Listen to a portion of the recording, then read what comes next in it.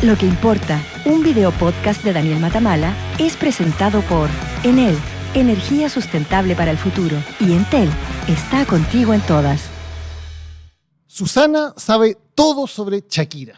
Sabe que recibía clases particulares de francés en Barcelona, que su profesora de Zumba se llamaba Betsy, que iba al peluquero 2 veces por semana. Sabe que sus gastos en tiendas, restaurantes y hoteles los hacía pagando con tarjetas de crédito de American Express. Pero Susana no es una fan obsesionada con la cantante colombiana.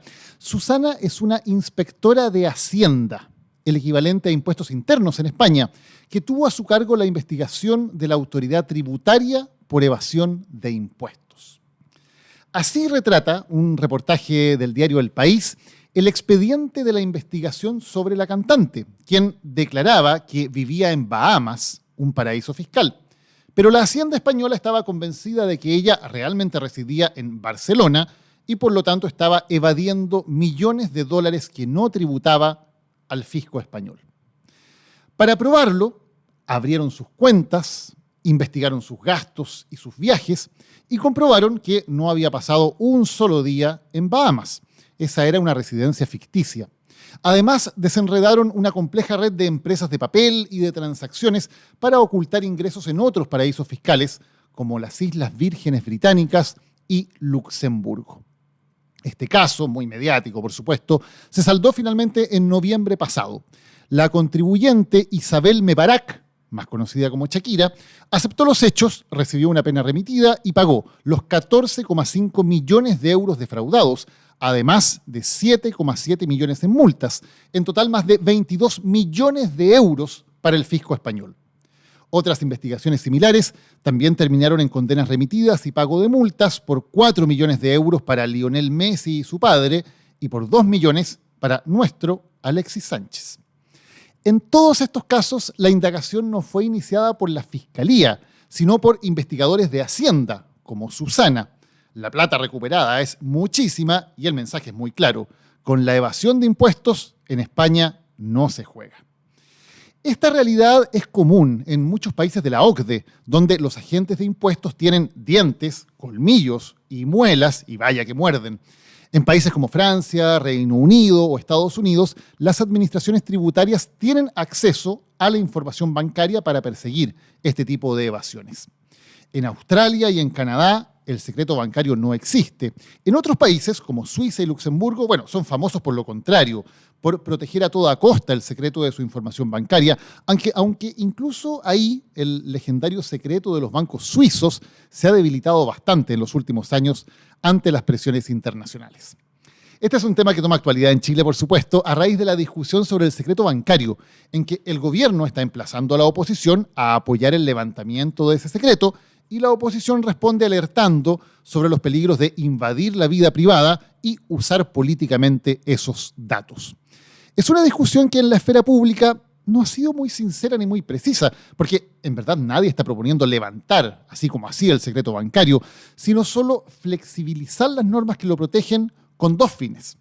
Por un lado, detectar y perseguir casos de evasión tributaria, y por el otro, mejorar el combate contra el crimen organizado, el lavado de dinero y lograr, así como suele decirse, seguir la ruta del dinero de narcos y de criminales. En Chile, el secreto bancario es una obligación legal para los bancos, incluso con pena de cárcel si alguien lo rompe, lo que es un caso relativamente extremo en el mundo. Y aquí, claro, hay una paradoja que llama la atención, porque los tratados internacionales exigen a Chile entregar información bancaria a agencias de impuestos extranjeras, con lo cual esas agencias de otros países tienen más acceso que nuestro servicio de impuestos internos a muchos datos de contribuyentes chilenos. Hoy vamos a colgarnos de esa famosa frase de la película Todos los hombres del presidente sobre el caso Watergate. La clave, se decía entonces, es seguir el dinero. Follow the money. ¿Ayudarían estos proyectos que se están discutiendo a efectivamente seguir la ruta del dinero y desbaratar así a bandas criminales? ¿Son atendibles las preocupaciones sobre un atentado contra la privacidad de los contribuyentes? Podríamos tener también aquí en Chile a agentes de impuestos indagando cuál sabuesos para descubrir grandes casos de fraude tributario, como ha pasado, por ejemplo, en España. Esas son algunas de las preguntas que trataremos de responder en nuestro capítulo de hoy de Lo que importa. Los invito a que hoy sigamos la ruta del dinero. Follow the Money es nuestro episodio de hoy.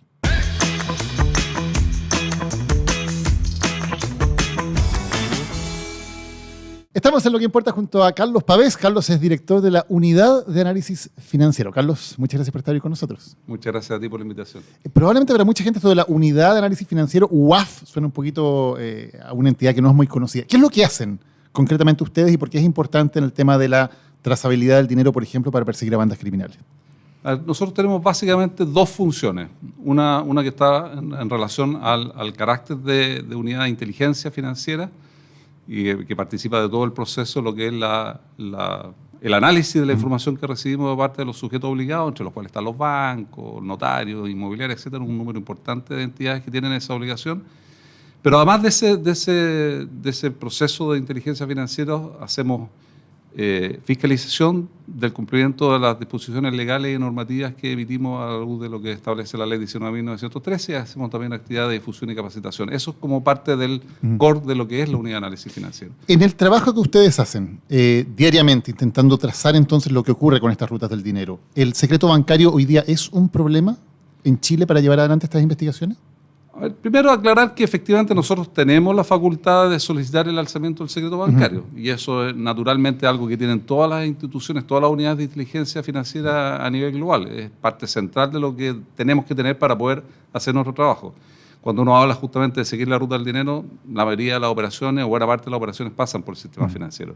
Pero una cosa es poder pedir eso a través de la Corte de Apelaciones de Santiago, que así lo define nuestra ley, y otra cosa es poder hacer oportunamente toda esa trazabilidad cuando están involucrados más de una institución financiera. Entonces, lo que enfrentamos hoy en día es que cada vez que necesitamos acceder a esa información tenemos que solicitar el alzamiento para cada una de las instituciones que han tenido algo que ver en esa operación que se está siendo analizada. Y eso tiene que autorizarlo un juez. Eso lo tiene que autorizar un ministro de la Corte de Apelaciones de Santiago, y así está definido en la ley. Digamos, hay 2 ministros que están sorteados todos los años, que son los responsables de tramitar estas solicitudes que presenta la Unidad de Análisis Financiero. Y tiene una demora entre que se solicita, que se analiza y que se emite la instrucción de alzamiento. ¿Y esa demora y esa autorización es un problema en la práctica para hacer ese trabajo? Es un problema operativo, no porque no nos concedan los alzamientos. De hecho, tenemos una muy buena relación, muy estrecha. La ley establece cuáles son los requerimientos para que nosotros podamos presentar estas solicitudes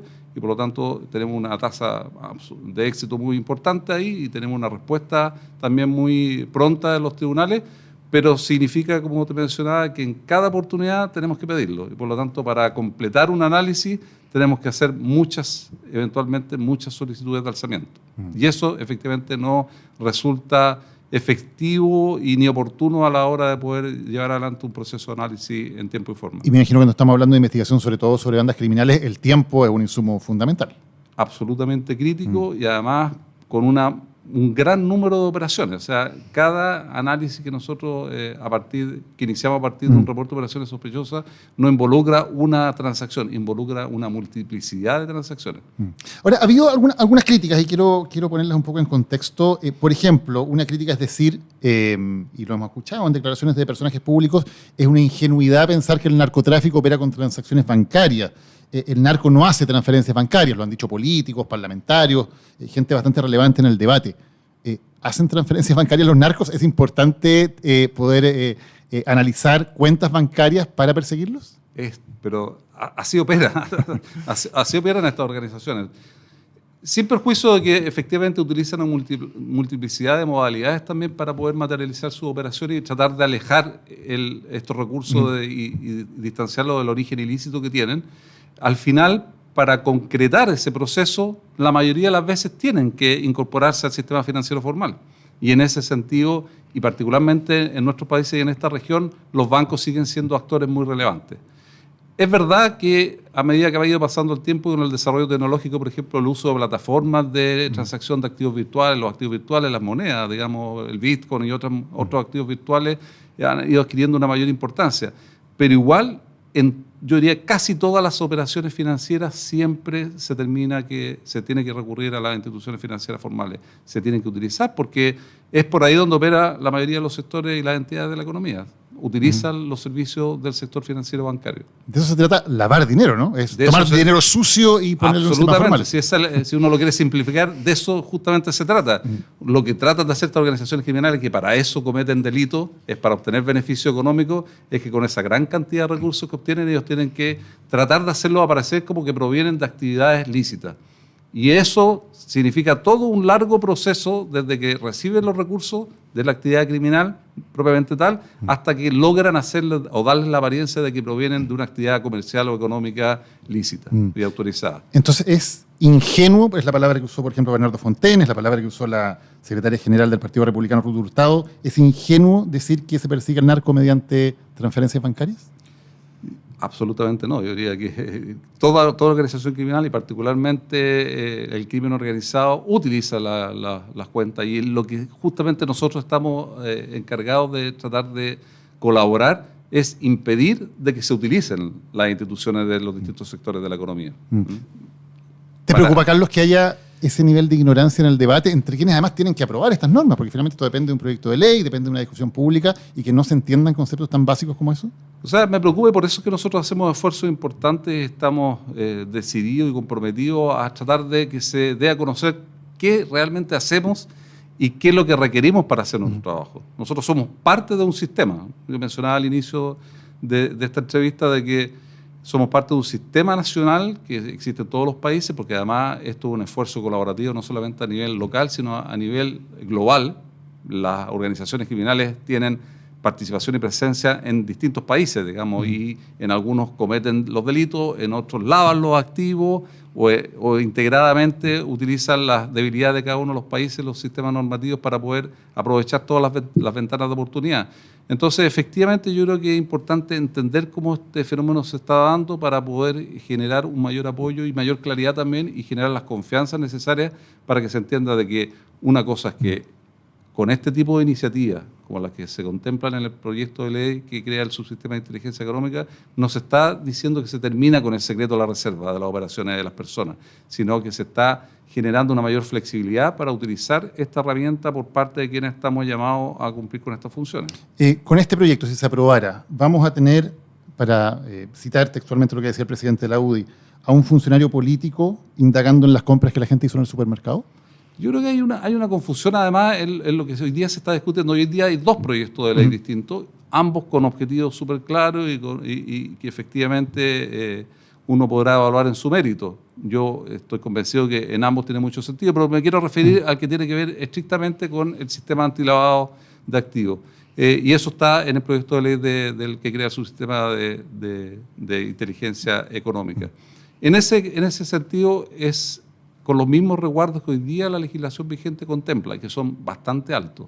O sea, esto pasa por una autorización para que nosotros podamos levantar el secreto bancario de determinadas operaciones que tienen origen en reportes de operaciones sospechosas que hayamos recibido de un sujeto obligado, y que estamos obligados a guardar esa reserva y ese secreto bajo un esquema de sanciones que es bastante elevado. O sea, todos los funcionarios de la Unidad de Análisis Financiero estamos sometidos a una restricción de utilización de esa información, que es solamente para los fines de la UAF, y para lo cual solamente estamos autorizados a entregársela al Ministerio Público, a los fiscales que están a cargo de las investigaciones que se generen a partir de estos informes. ¿Qué pasa? Porque es lo que han dicho varios parlamentarios, y para no seguir citando, pero básicamente que esto podría ser una herramienta de persecución política contra opositores, de meterse, indagar en su vida privada y a partir de ahí intentar extorsionarlos o funarlos, incluso, que es algo que se ha dicho.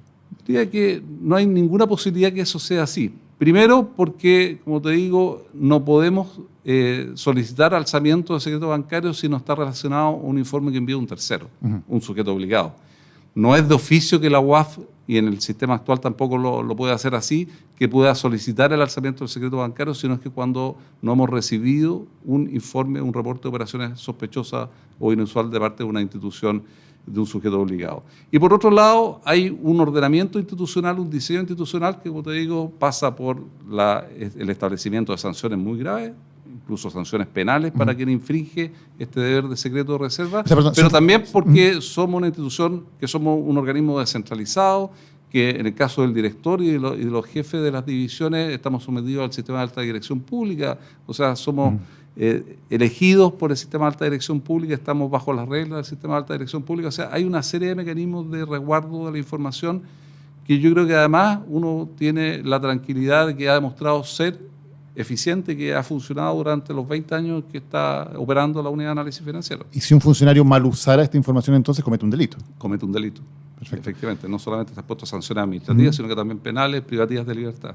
Carlos, cuando hablamos en general del combate al crimen, hay mucha conciencia, diría yo, al menos en el discurso, de que tenemos un problema importante con organizaciones criminales cada vez más sofisticadas, con acceso a mucho financiamiento que están operando en Chile y que hay que ser muy decisivos para combatirla.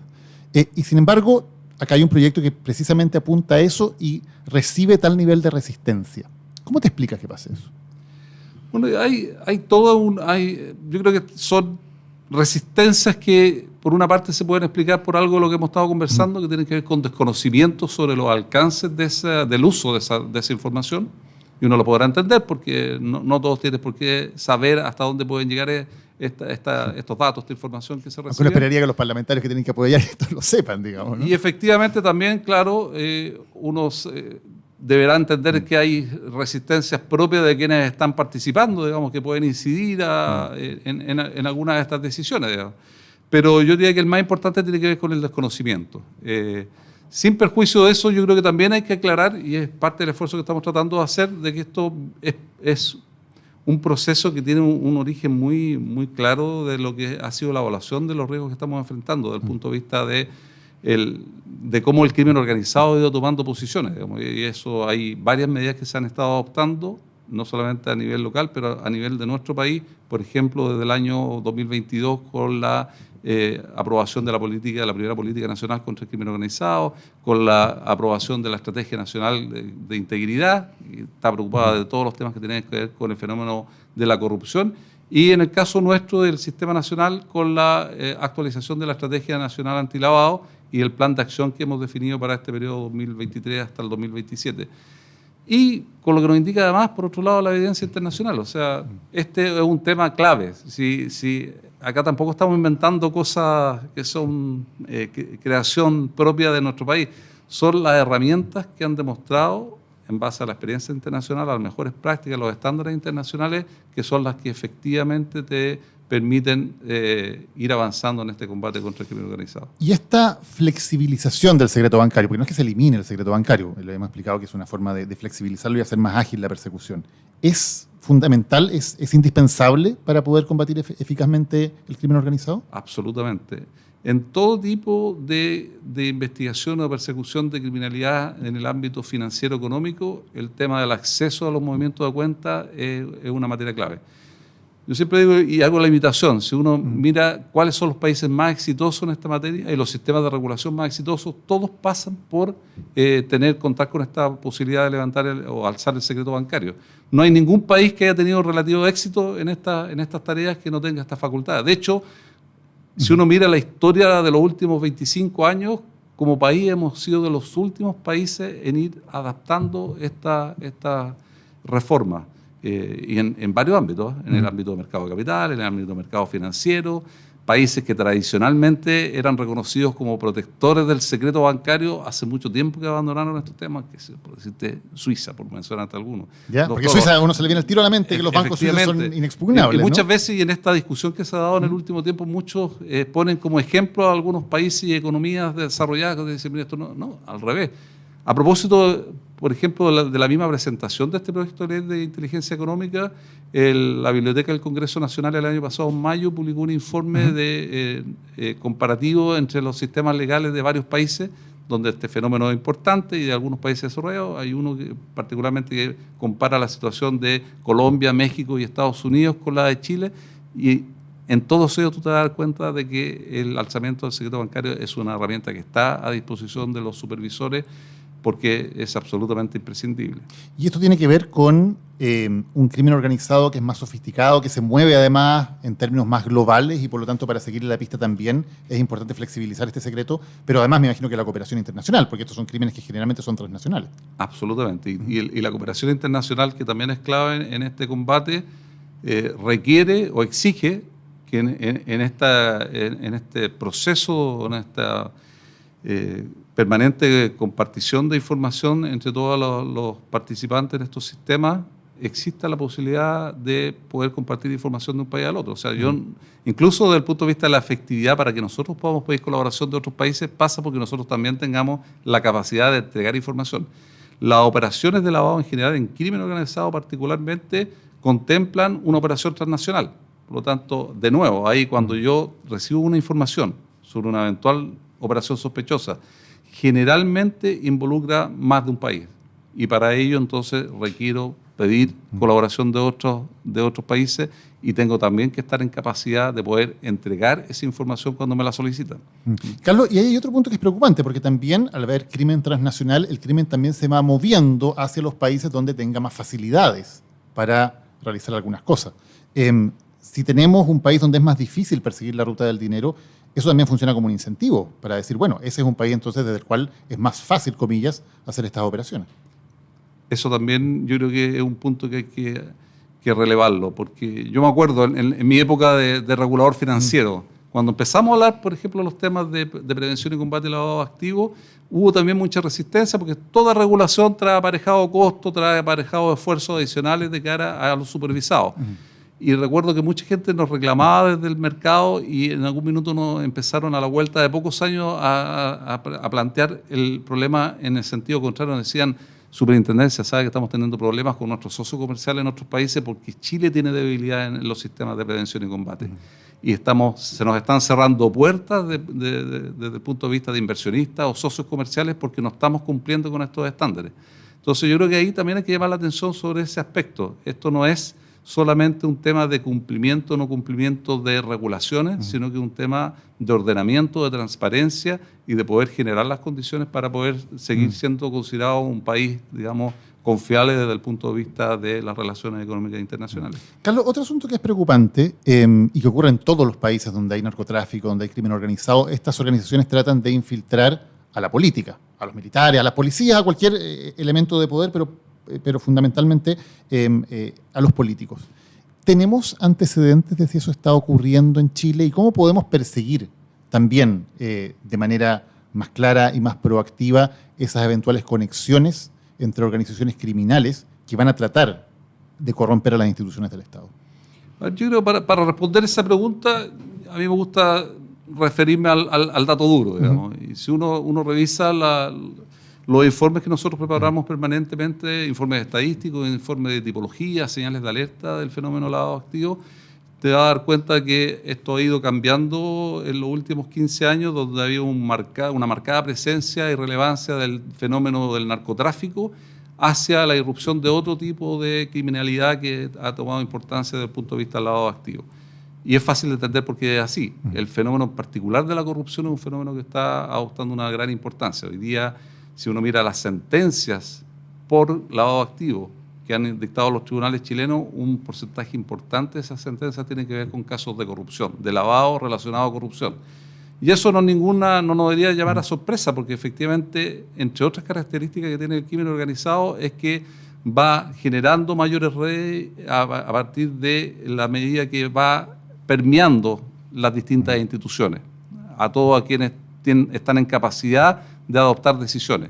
Y por eso nosotros también tenemos un foco muy importante desde el punto de vista de nuestras actuaciones, no solamente nosotros, Comunidad de Análisis Financiero, sino que todas las instituciones que forman parte de este sistema de prevención, detección y combate al lavado activo en el tema del funcionamiento de las instituciones públicas. Y este nuevo sistema, si se aprobara, ¿permitiría ser más eficiente en ese combate en términos de descubrir, por ejemplo, casos de corrupción que involucren también a políticos? Por supuesto.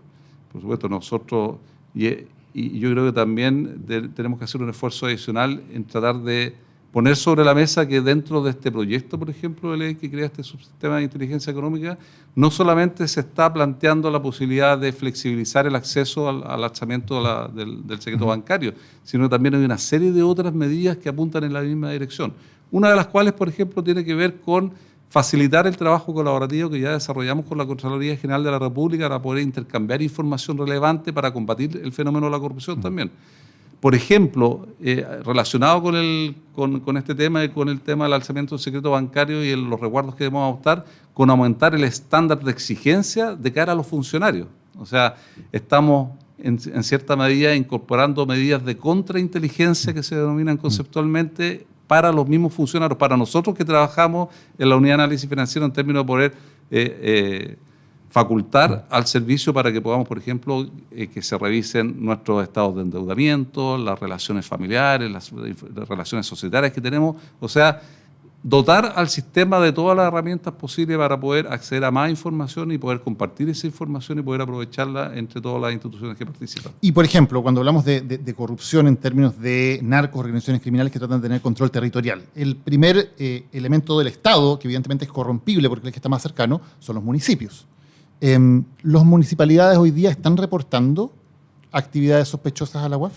Las municipalidades primero, hay un número menor todavía de municipalidades que están inscritas en el registro que llevamos la unidad de análisis financiero, por lo tanto están habilitadas para poder reportar. Perdón, a pesar de que desde el 2015 obligación. La ley establece y le da el carácter de sujeto obligado a todas las instituciones públicas, superintendencia, municipalidades, ministerios, etcétera.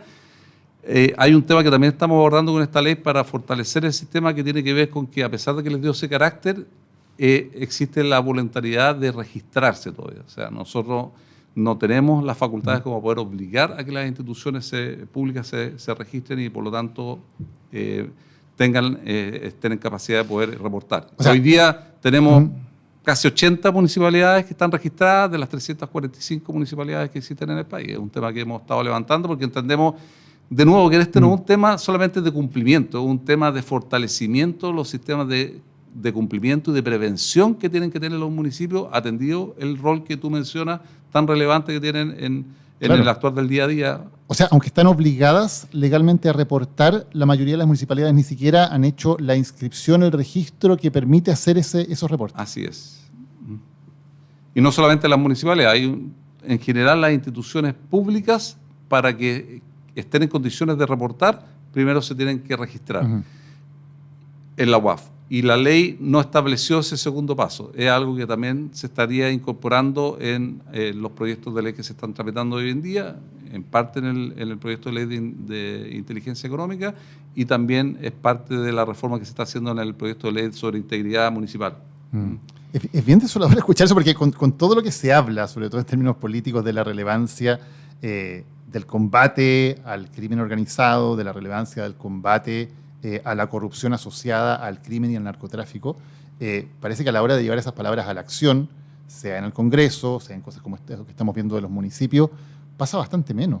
Hay poca conciencia, hay también algo que ocultar de parte de algunos políticos que parecen ser tan poco diligentes en términos de cumplir deberes para facilitar este combate.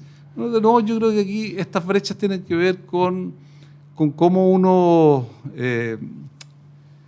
evalúa en lo que significa ser, por ejemplo, un sujeto obligado.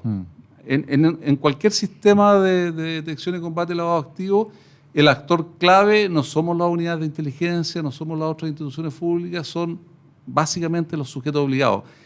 Es desde la información que recaban bancos, administradores de fondos, notarías, abogados, contadores, donde son sujetos obligados también, que hay otro tema que tenemos como brecha también a nivel país, a partir de nuestro marco normativo, son a partir de los esfuerzos que hacen ese tipo de entidades, es que el resto de la institucionalidad puede obtener la información necesaria para poder detectar y prevenir a la vez estos casos de... Tiene que haber alerta para que ustedes Tiene que haber alertas para que... Y eso pasa, en la medida que son sujetos obligados, por establecer mecanismos que permitan conocer, por eso este concepto de debida diligencia o conocimiento, el Know Your Customer, que se menciona tantas veces en estos sistemas, es tan relevante.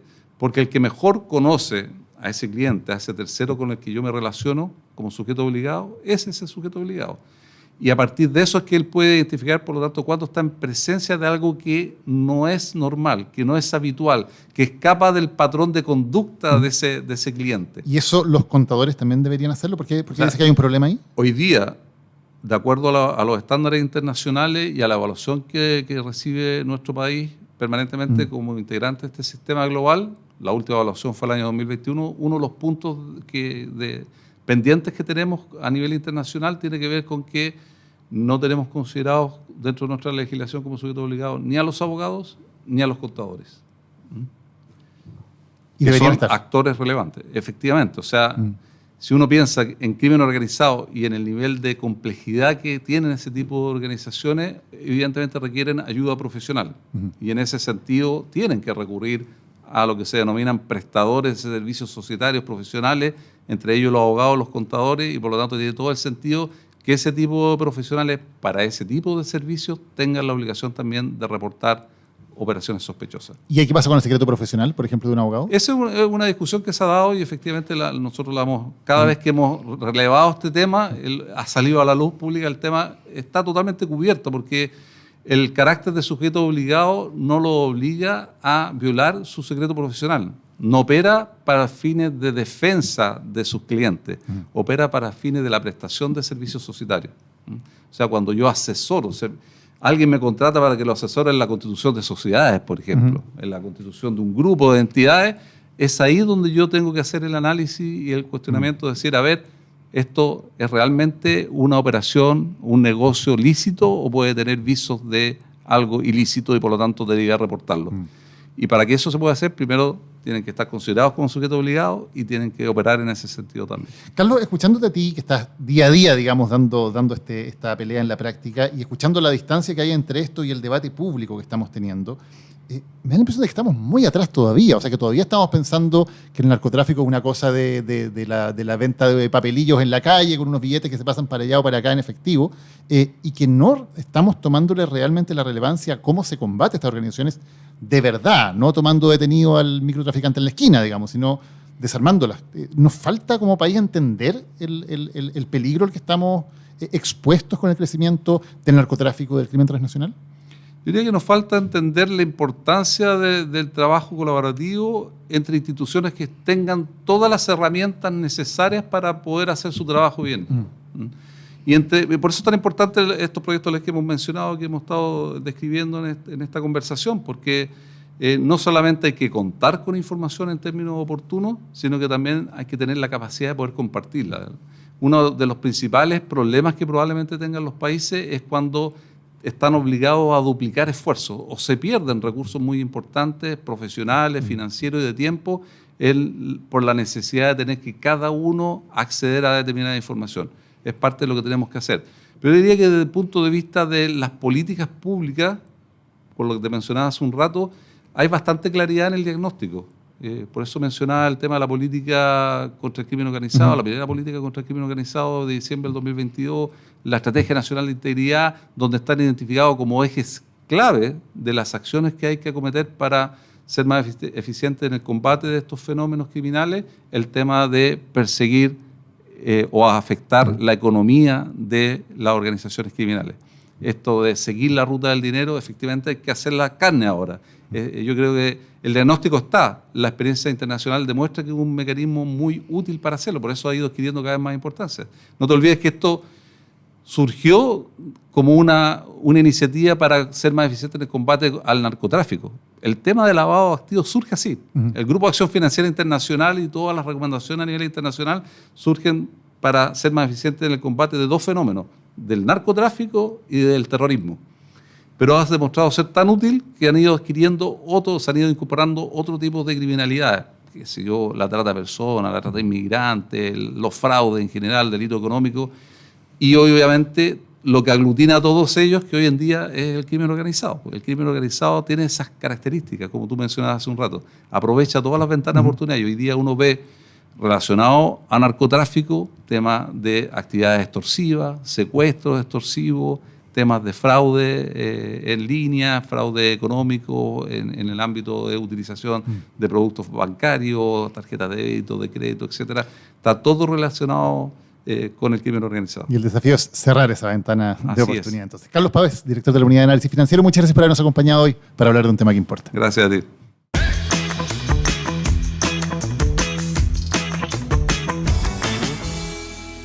¿Sabes qué compañía cumple 60 años este 2024? Te vamos a dar algunas pistas. Más allá de que ya tenga 60 años, está como el vino porque está contigo en todas.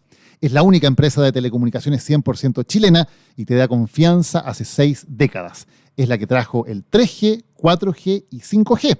la que lleva internet fibra a los hogares de nuestro país, la que fue pionera en tener 5G en el territorio antártico y la primera telco de Latinoamérica que ofrecerá cobertura satelital móvil con Starlink. Ya sabes de qué marca estamos hablando. Entel está contigo en todas.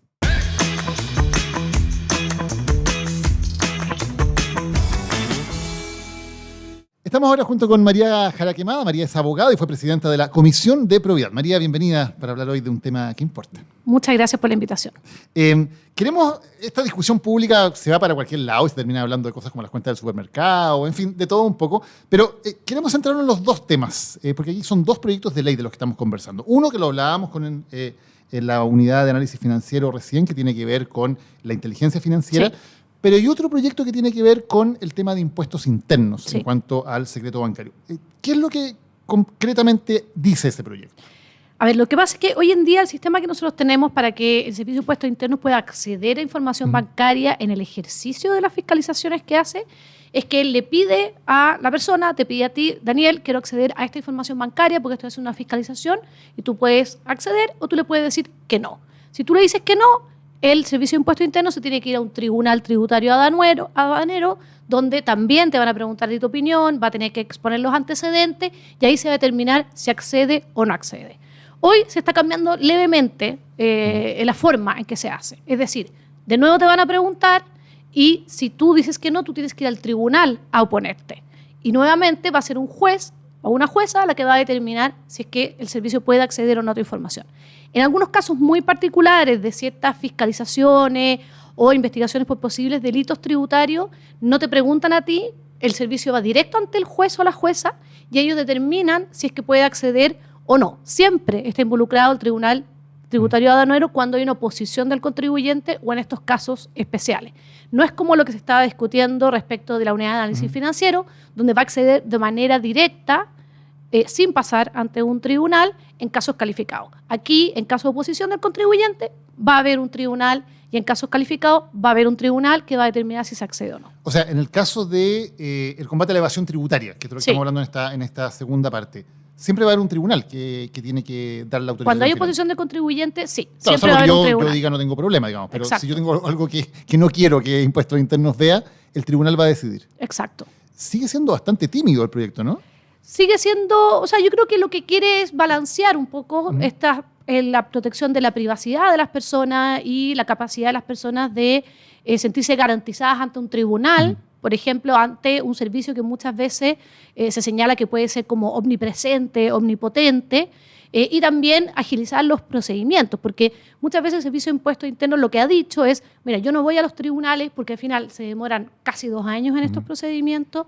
Luego, una vez que el tribunal autoriza, nosotros mismos le hemos dicho a la OCDE que en promedio los bancos se demoran otros 3 meses en darte la información.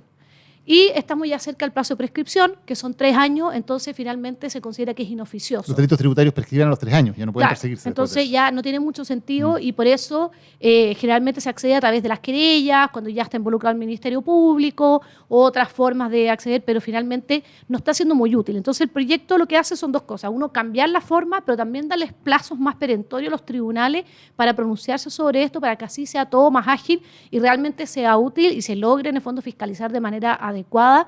Y lo que estamos viendo, ¿cuál es el objetivo de esto? Es tratar de impedir que haya evasión o elusión tributaria, recaudar más y por lo tanto tener más recursos dentro del Estado para bienes y servicios públicos que son tan necesarios en nuestro país. Hablábamos al principio del programa, por ejemplo, el caso de España y de cómo se han percibido incluso en casos que han tenido mucha connotación pública, como el de Shakira o el de Messi, donde Hacienda, que es el equivalente a impuestos internos, hace investigaciones muy detalladas para poder probar, por ejemplo, que una persona que dice que su residencia está en las Bahamas realmente vive en España y por lo tanto debería haber pagado impuestos y los ha evadido. ¿Estamos muy lejos de tener ese tipo de atribuciones de dientes, como suele decirse, para que Impuestos Internos pueda efectivamente perseguir la evasión? Yo creo que tenemos un sistema así, que está muy lejos. De hecho, la propia OCDE nos ha dicho que nuestro sistema es demasiado garantista del secreto bancario y que, por lo tanto, muchas veces las facultades fiscalizadoras se ven mermadas por eso. Y yo creo que esto es relevante en un sentido de que nosotros no podemos seguir mirando, primero, la elusión, la evasión tributaria como un fenómeno local. Generalmente esto se hace en otros países también. Están los llamados paraísos fiscales, que con el tiempo han sido menos paraísos. porque se ha ido reduciendo esto por una presión externa muy relevante que hay, que yo creo que además aumentó con la invasión de Rusia a Ucrania. Recordemos que los oligarcas rusos en el fondo se llevaban esa fortuna, no solo las lavaban en la propia Rusia, sino que se iban a países, a Londres, tenían sus mansiones ahí y empezamos a ver cómo les empezaban a requisar los yates, las mansiones, los aviones, etcétera. A los equipos de fútbol de los que eran dueños. Lo que antes miraban un poco para el lado. Entonces, también el lavado de dinero muchas veces ocurre y la evasión y la elusión tributaria no necesariamente en territorio nacional. Entonces, se ha ido aumentando la cooperación internacional. Incluso hay una cooperación interbancaria, donde los propios bancos se van dando información. Y de hecho hay estudios que dicen que en los últimos 10 años se ha reducido bastante, casi en un 10%, la evasión tributaria en paraísos fiscales. Sigue existiendo esa plata afuera, pero ya se sabe mucho mejor dónde está y por lo tanto se ha podido recaudar un poco más. Entonces yo creo que eso es importante entender también, que nuestro Servicio de Impuesto Interno, nuestra unidad de análisis financiero, nuestros bancos, nuestro sistema financiero, y de inteligencia financiera colabora también con otras entidades de otros países y eso es evaluado también por otras instituciones. Hay una cierta suerte como de rankings sobre el secreto bancario, donde Chile está en el color como naranjo. No somos el color rojo que no da ninguna información, no somos un paraíso tributario, pero somos bastante reservados, no somos el color amarillo ni somos el color verde. Entonces yo creo que también hay que entender que esto tiene que ver con fenómenos transnacionales y que la cooperación internacional es relevante y que es recíproca. Entonces si nosotros no damos información, a nosotros tampoco nos van a dar información. Y pensemos en el caso reciente de este señor venezolano, líder del Tendaragua, que fue detenido en Colombia. Es cooperación internacional y ahí mismo estaban diciendo los dos ministerios públicos, las dos fiscalías, que se detectó que él operaba a través de empresas que estaban constituidas en Chile y empresas que estaban constituidas en Colombia. Por lo tanto, ahí hay información tributaria, bancaria y de distintas operaciones que estas personas hacen para lavar el dinero. Eso es inevitable, María, que en cierto punto, cuando estas organizaciones criminales van tomando mayor relevancia, están en el sistema formal, están con empresas, tienen cuentas en el banco, tienen transacciones que pueden de alguna manera, si tenemos las herramientas adecuadas, trazarse. Claro, o sea, el negocio de ellos es eso, es pasar el dinero al mercado formal. O sea, cuando estamos hablando de los millones y millones de dólares que mueven, no los tienen debajo del colchón. Entonces, que muchos políticos parece que creen que sí, digamos. Es que yo creo que a veces todavía seguimos pensando en el fenómeno del narcotráfico más local, más barrial, más de pequeños capos de la droga, que efectivamente puede haber mucho uso de dinero en efectivo. Pero recordemos que cuando tú, de hecho, haces transacciones en efectivo por más de $10,000, eso ya se tiene que reportar, eso ya es sospechoso.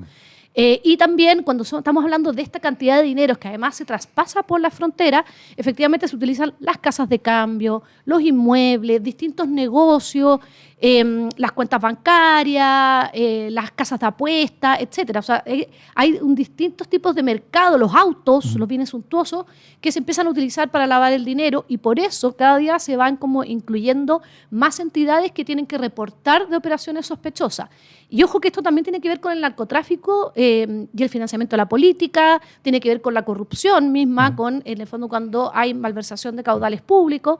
También si quieren tratar de insertar a la economía formal y por eso hoy en día lo que nosotros tenemos es que en general la mayoría de las sentencias que han sancionado por lavado de activos, esos dineros vienen de o el narcotráfico o la corrupción. Y por eso también es tan relevante, son vínculos muy estrechos. Los países que tienen menos niveles de crimen organizado son países que tienen instituciones mucho más estables, son países que tienen democracias más fuertes y son países que tienen niveles mucho más bajos de corrupción. El crimen organizado siempre va a buscar los países para instalarse y lavar su dinero, siempre va a buscar los países que tengan instituciones más débiles, que puedan cooptar la política, que puedan cooptar las instituciones y que tengan en el fondo más sensación de seguridad. Sí, y ese es el punto precisamente crítico en el que estamos hoy día. Porque Chile históricamente nos hemos enorgullecido que tenemos instituciones que son más fuertes, un Estado que está presente en el país, que relativamente funciona, y si bien sabemos que tenemos casos de corrupción, un Estado que sentimos que no está horadado por la corrupción de manera institucional o de manera sistemática. Tú no le ofreces una coima al carabinero que te para en la calle, cosas como esas que sí en otros países son parte de la vida cotidiana y ese es uno de los grandes activos que tenemos como país. Pero nos enfrentamos a una amenaza que es mucho mayor a las que ha habido antes. ¿Estamos haciendo lo necesario para evitar que estas organizaciones criminales horaden corrompan el Estado? Yo creo que el proyecto de ley de inteligencia financiera es un muy buen paso. Creo que hay otras leyes que ya se han aprobado, como la de crimen organizado, que permite el comiso de bienes, también es una muy buena señal. Pero por cierto que creo que tenemos que avanzar más. Por ejemplo, nosotros vemos los escándalos en municipios. Yo creo que los municipios son un eslabón débil. Hemos visto ya que ha habido casos de narcopolítica o vínculos de narcotráfico y política en el municipio de San Ramón, y por lo tanto eso ya nos levanta las alertas de que ahí hay ciertas debilidades. No me lo he leído todavía, pero escuché la entrevista de Juan Pablo Luna sobre su nuevo libro, que específicamente habla de ese tema, y él también señala que él ve que la mayor debilidad en Chile son los municipios, en el fondo la política a nivel local, que además es la que la gente más confía. Entonces ahí yo creo que hay que poner ojo. Y que tiene que ver, perdón, también con el control territorial, que ejercen Tiene que ver muchas con el veces control estas territorial. bandas, que para ejercer el control territorial, claro, tú lo que necesitas es corromper al Estado en esa zona, Exacto. corromper al municipio, corromper a la comisaría, corromper a todas las instituciones de poder, y por lo tanto los alcaldes y los municipios están ahí en primera línea, en primera fila del peligro de ser capturados por esta corrupción. Sí. Sí, y yo creo que, por otro lado, el tema del financiamiento a la política tenemos que tenerle más ojo. Yo creo que hicimos una muy buena reforma el año 2016, se ha visto ciertas debilidades, pero yo creo que en el fondo tenemos que empezar a fiscalizar mucho más en terreno, que efectivamente lo que tú dices que estás gastando y que tienes de ingreso se condice con la realidad. Porque esa es la manera también de lavar dinero, y eso es lo que se ha hecho en otros países. Y al final el financiamiento a la política es una manera de sobornar y de comprar favores anticipados. Entonces es una manera muy fácil y que puede ser difícil de detectar si es que no tenemos una fiscalización mucho más permanente y en terreno. Y María, a mí me da la impresión de que esa fiscalización no es que no sea relevante, es que hoy día no existe. O sea, hoy día el CERVEL sencillamente revisa lo que le envían, ve que formalmente esté correcto, pero salvo que haya casos en los cuales por una investigación periodística o por otro tema saltan las alarmas, el CERVEL no hace ninguna fiscalización de ver, a ver, estos son los gastos que están, revisemos cuáles son los gastos que efectivamente se están produciendo. Sencillamente es una revisión burocrática de los papeles, nada más. Sí, yo creo que ahí hay dos cosas que se pueden mejorar. Uno es que efectivamente, y esto quizás se ha sabido poco, pero en el proyecto de ley que de las elecciones en 2 días municipales, se está estableciendo que efectivamente ciertos tipos de gastos se tienen que reportar durante la campaña, que es algo que fallaba mucho y que fue lo que provocó el posible caso de Karina Oliva, que todavía está en investigación. Entonces tú vas a tener que reportar los gastos, por ejemplo, en arriendos de muebles e inmuebles y de servicios durante la campaña, y no vas a poder, en el fondo, aumentar mucho ese porcentaje una vez que cierra la campaña y ya sabes cómo te fue. Claro, porque lo que pasa hoy día es que como hay un reembolso por cantidad de votos, lo que se hace es que si gastaste 100 y después te fue bien en la elección y te van a reembolsar 500, entonces ya, ¿cómo Inflamos los entonces gastos inflo estos para recibir gastos esos para decir que 500? gastamos 500 y no 100 y me Exacto. quedo con los 400? Exacto. Ahora, eso es para defraudar al Estado. El problema es cuando la plata viene de afuera. Y yo creo que a nosotros las tecnologías hoy en día nos dan muchas oportunidades, también son amenazas, pero nos dan muchas oportunidades, por ejemplo, para empezar a usarlas y detectar cuando hay conductas distintas a ciertos patrones. Y yo creo que en ese sentido tenemos que modernizarnos un poco. Muchas veces yo creo que somos tan legalistas en Chile que nos quedamos con la aprobación de las leyes y nos quedamos todos muy contentos, nos abrazamos porque se aprobó la ley, pero la gran dificultad realmente es la implementación. Nosotros tenemos que darle las capacidades y los recursos a las instituciones para que puedan ejercer bien sus labores, y estas también tienen que modernizarse. Entonces yo creo que ahí tenemos un gran desafío. Y por otro lado, el tema de la cooperación internacional. Yo insisto, este es un fenómeno muy transnacional, por lo tanto yo creo que tenemos que tener un sistema donde nuestros ministerios públicos, donde el servicio electoral, etcétera, estén todos comunicándose con lo que están ocurriendo en otros países, porque estos fenómenos van cruzando la frontera. Ya hemos visto que el crimen organizado que nosotros estamos conociendo no es propiamente nacional. Entonces yo creo que esa comunicación tiene que ser muy permanente. Y por último, yo creo que Chile podría dar un paso muy importante adelante si es que nosotros aprobáramos finalmente el registro público de beneficiarios finales, que supiéramos quiénes son las personas de carne y hueso que controlan los fondos de inversiones, que controlan sociedades, que controlan empresas, que están detrás de ONG, etcétera, porque esa ha sido la mejor manera para usar organizaciones fachadas, organizaciones fantasmas que prestan servicios falsos a campaña, o que en el fondo lavan activos, y eso se ha visto aquí y en todas las partes del mundo. No hay que inventar mucho la rueda, y es un poco lo que están promoviendo muchas organizaciones internacionales, Transparencia Internacional, etcétera, que es una gran manera de seguir el dinero. María, eso, el registro público de beneficiarios finales, porque ha sido una batalla de años, una larga discusión que no ha podido avanzar. ¿Cuáles son los elementos o los intereses que están detrás de que eso no avance? Porque Esta conversación la hemos tenido varias veces. Janet von Wolfensdorf, por ejemplo, Sí. también ha estado muy, muy metida en este tema, en intentar relevarlo y llevarlo adelante, pero no se avanza. ¿Cuál es el interés que está trabando esto? Mira, durante mucho tiempo el argumento era precisamente la privacidad. ¿Ya? Se dice, pero ¿por qué si yo no hago nada malo, por qué en el fondo tengo que dar toda mi información? Y había todo el argumento de la privacidad detrás. Luego en otros países se ha enarbolado la bandera de la seguridad. Se ha dicho, mira, con el crimen organizado avanzando, si además saben que yo soy la persona que es dueña o que controla estas empresas, estas sociedades, estos fondos de inversión, voy a estar mucho más expuesta a extorsión o a secuestro. Ni uno de esos argumentos tiene evidencia que la respalde. Es comprensible, es algo que yo entiendo esas aprensiones, pero en ningún país del mundo han aumentado los secuestros o las extorsiones porque existe un registro público de beneficiario final. Generalmente, sin registro público, igual el crimen organizado sabe quiénes son las personas que están detrás de las empresas, de las sociedades, quiénes tienen dinero, quiénes no, quiénes son los políticos, etc. Entonces, no hay evidencia que respalde de esto. Es un temor común, es un temor que pasa en todos los países. Y también detrás de esto se esconden algunas personas que en el fondo quieren eludir o no quieren que se sepa que, por ejemplo, en países de Europa se ha notado que hay políticos que no podían por ley, por ejemplo, controlar empresas que recibieran subsidio de la Unión Europea y se escondían detrás de otras ficciones para recibirlos igualmente o para controlar medios de comunicación. Entonces, para las personas que tienen temor por su privacidad o por su seguridad, muchas otras que sí quieren eludir algunas prohibiciones legales, lo hacen también. Pero esas son como las razones que se han dado y se han buscado maneras de garantizar que esto no ocurra.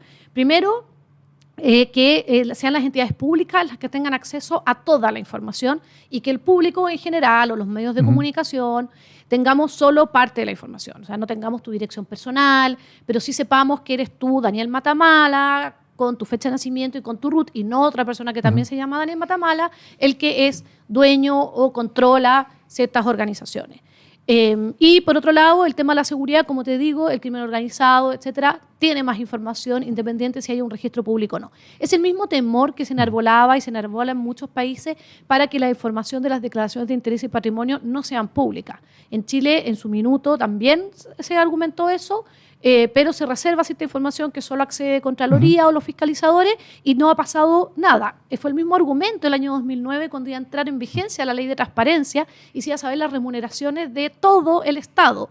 Tampoco, que sepamos, ha habido algún riesgo a la seguridad de las personas porque esa información es pública. Entonces, son temores naturales que ocurren cuando se cambia un poco y se te expone y hay más transparencia sobre ciertas cosas, pero que en ningún lugar del mundo hay evidencia de que esto haya ocurrido. Ahora, hay un temor que también puede ser fundado en la arbitrariedad, por decirlo de alguna manera. Si le damos demasiada información y demasiado poder a burócratas que dependen de un gobierno, si ese gobierno es autoritario o si ese gobierno quiere perseguir a opositores, le estamos dando herramientas para que lo hagan.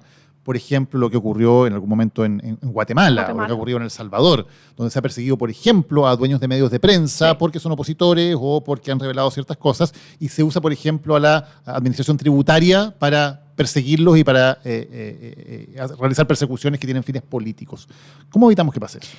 Mira, y no solo ahí, en Hungría en este minuto se está persiguiendo el capítulo de Transparencia Internacional también. Y el problema de esos países, yo creo que nosotros tenemos una diferencia importante con esos países que yo espero que nunca lleguemos a eso. Es, primero, que casi toda la institucionalidad está cooptada por las presidencias de turno. Son gobiernos mucho más autoritarios. Porque el problema ya no es solo que se malutilice la agencia tributaria, es que se malutilizan los tribunales también. Los tribunales no ponen coto a esto. Porque están controlados también por el poder político de turno. Entonces, el problema ahí ya es mayor. Yo creo que en Chile nosotros no tenemos hoy en día ese problema, pero nunca podemos, en el fondo, garantizar que eso no va a ocurrir. Entonces, yo creo que acá nosotros tenemos que tener como el diseño institucional que le dé esa autonomía e independencia tanto a la agencia tributaria como a los tribunales, desde los tribunales inferiores hasta la Corte Suprema. Y ahí pasa por los sistemas de nombramiento, de ingreso, de egreso, etcétera. Y algo que en Chile lamentablemente no se ha querido discutir en serio. Bueno, se discutió en los dos procesos constitucionales, que fueron totalmente distintos, pero llegaron a un diagnóstico y a propuestas similares en el empleo público. Y en el sistema de nombramiento judicial también. En ambos procesos, con diferencias, con bemoles, se sacaba de la Corte Suprema todo lo que tiene que ver con el nombramiento, con la disciplina interna, etc. Y también se creaba un sistema de carrera funcionaria donde la gran mayoría de los cargos en el Estado son de carrera funcionaria y por lo tanto tú ingresas por concursos con procedimientos claros, con criterios objetivos, transparentes, realmente competitivos. Lo mismo para ascender, eres removido por efectivamente no tener una buena evaluación y solo un número muy menor son personas que son de exclusiva confianza, que son cargos políticos, que los presidentes y presidentas de turno nombran y remueven a su criterio y de manera discrecional. Claro, ahora María, eso también ha sido un consenso hace mucho tiempo, tú lo decías. Sí. Tú lo tuvieron como los dos proyectos de constitución que eran completamente opuestos. ¿Cuál es el problema? Que cuando uno llega al gobierno y tiene que implementar eso, dice, pero ¿por qué voy a implementar eso si me va a quitar poder para designar yo a los funcionarios que tengo que designar, para pagar todos los favores políticos que le tengo que pagar a toda la gente que trabajó en campaña? Entonces, mejor que lo haga el siguiente gobierno. Y yo creo que no es solo y eso ocurre, exacto. llega el gobierno, la izquierda o la derecha tiene que cumplir con ciertos compromisos políticos y no les conviene implementar esa agenda. No les conviene, y yo creo que además hay un tema de que nosotros somos un país desconfiado del otro y de la otra persona. Entonces, nosotros nos gusta rodearnos de las personas que conocemos y que confiamos. Y por lo tanto, yo creo que el sistema político se siente cómodo con este sistema. Es una reforma que es costosa económicamente, políticamente y que es larga. Es un periodo de transición para implementar esto. Entonces, probablemente, si es que algún presidente o presidenta se lanzara a hacer esta reforma, necesita un capital político muy grande, necesita tener apoyos transversales en el Congreso y tiene que saber que no va a haber los frutos de esta reforma dentro de su gobierno. Entonces, yo creo que no hay muchos incentivos para generarla. Pero si realmente queremos hablar en serio de tener un servicio de impuesto interno autónomo, confiable, con las mejores personas y que está orientado a recaudar más y mejor, bueno, debiéramos hablar de la reforma al empleo público más que solo hablar del gobierno corporativo y servicio de impuesto interno. Que dicho sea de paso, Daniel, tú puedes tener la misma forma de nombrarlo o un gobierno corporativo como la Comisión de Mercado Financiero, como el Banco Central, y nada te asegura que el día de mañana, cuando sean nombrados por los poderes políticos, no sean capturados también por el poder político. Que bueno, de hecho pasó en Chile cuando fue la investigación de los casos políticos, que partió con el caso Penta, el caso SQM, que finalmente se usó a impuestos internos como un tapón para tapar esas investigaciones, con consenso del oficialismo y de la oposición de esa época, gobierno de la presidenta Bachelet. Y cada vez que discutimos, María, medidas para combatir la evasión y la elusión tributaria, es evidente que hay intereses que están afectados aquí y que van a hacer todo lo posible para evitar que impuestos internos tengan más herramientas que le permitan combatir esa evasión y esa elusión, porque hay mucha plata en juego. Ahí está este famoso informe de Michel Jorrat, ex director de impuestos internos, que calcula que solamente en el tema del impuesto corporativo en Chile se dejan de pagar 15.000 millones de dólares cada año. Entonces, la cantidad de plata que está en juego es enorme. ¿Es posible destrabar esto o, siendo realistas, los intereses que están en juego son demasiado poderosos?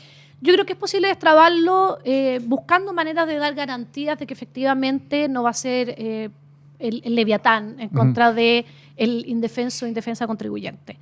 Indefenso contribuyente que tienen un ejército de abogados tributarios para defenderlo, estamos hablando digamos, de ¿no? empresas, además. Yo creo que tampoco estamos hablando de pequeñas y medianas empresas, pero puede ocurrir, o de personas naturales, pero puede ocurrir. Y ahí, bueno, lo que está haciendo el proyecto y que se puede perfeccionar, yo creo que lo bueno es que esto está discutiéndose en el Congreso, es primero que se crea un consejo consultivo en el Servicio de Impuesto Interno, que es el que va a estar a cargo de que se aplique de manera adecuada la norma anti-elusión.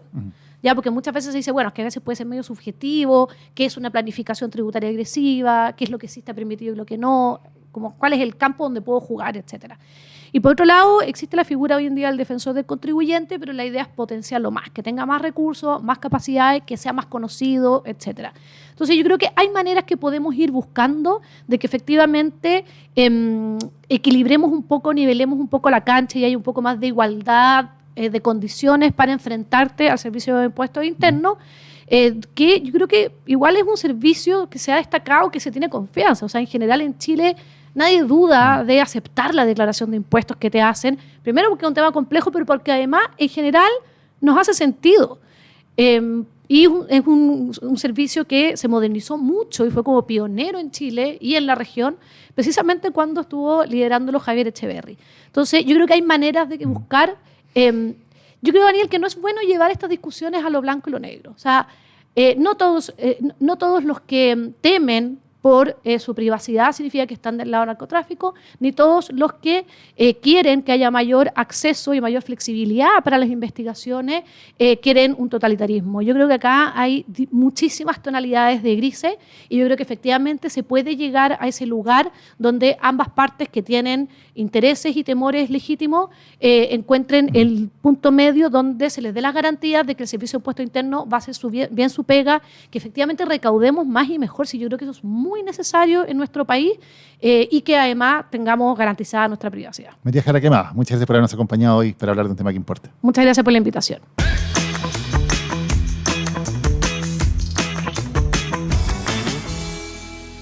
En Enel podemos cambiar la energía para un mejor mañana, porque hoy tenemos nuevas formas de usar la energía y hacer de nuestra casa un lugar más cálido. Podemos vivir en una ciudad mucho más conectada, pero sobre todo tenemos la energía para crear un futuro más sostenible. Lo que importa, un video podcast de Daniel Matamala, es presentado por Enel, energía sustentable para el futuro. Y Entel está contigo en todas. Muchas gracias por habernos acompañado en el programa de hoy, siguiendo la ruta del dinero. Follow the Money se llamó nuestro episodio de hoy en Lo que Importa. Recuerda también seguirnos en nuestras redes sociales, escucharnos como siempre en Spotify, en Apple Podcast y por cierto también en nuestro canal de YouTube, donde además de los episodios semanales de Lo que Importa, también estamos subiendo cada semana la versión en video de la columna, para que también la puedas compartir por allí. Y suscríbete, muy importante, suscríbete a nuestro canal de YouTube, así nos ayudas también a amplificar el mensaje y a llegar con más gente con los temas que importan. Nos vemos la próxima semana. Lo que importa, un video podcast de Daniel Matamala.